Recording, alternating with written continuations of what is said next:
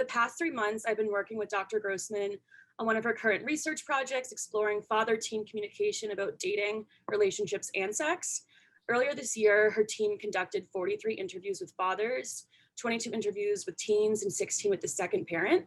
And with that data, the study aims to find trends in father-teen communication and also gauge interest in a potential intervention program specific to fathers. I've been amazed by how many trends I could really pull out of 43 interviews. During my initial analysis, I focused on trends related to STIs, condoms, teen pregnancy, sexual orientation, healthy and unhealthy relationships, culture and religious values related to sex, and indirect talk. I found it interesting that there were so many patterns between these foundational topics. For example, often when fathers discussed STIs, they also discussed condoms and protection, teen pregnancy, and safety in general.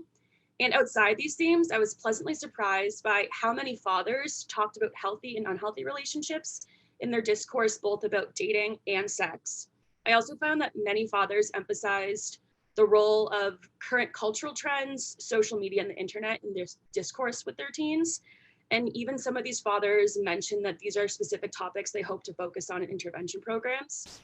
And then finally, in my independent analysis of the data, I found that the majority of fathers did not discuss these topics with their parents. Yet, most fathers found that whether they talked with their parents or not, their own experiences impact how they speak with their teens. We also started to explore trends between how fathers talk with their daughters versus their sons, but that analysis is still ongoing. What I found is that this research is not only important, but vital to the field of both sexual and health education in general, and the accompanying literature that already exists. Often I find that fathers are left out of this conversation, and my analysis over the past 3 months has proven that fathers have a unique perspective to bring to the table.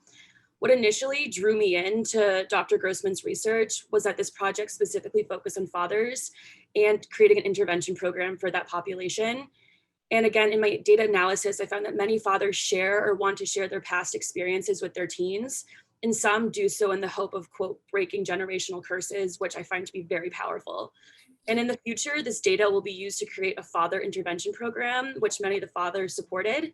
And I think this research also emphasizes the importance of including fathers in the conversation around dating, relationships, and sex. And hopefully, after some publications coming out in the future, more fathers will get involved, and this research will inspire them to do so. My experience at the Wellesley Center for Women has been truly transformative.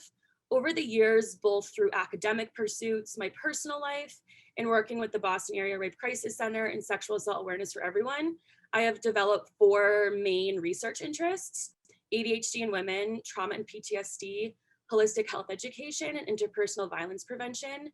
And this summer, working with Dr. Grossman helped me find the intersection of my research interests and how working in the field of health and wellness education encapsulates all my passions. Personally, this experience gave me a lot of confidence in my research skills, my ability to ask and respond to constructive criticism, and use my past experiences to bring a nuanced perspective to the research. As a first-generation low-income student, this experience meant a lot to me, and I'm glad I was able to work with the WCW during my time at Wellesley.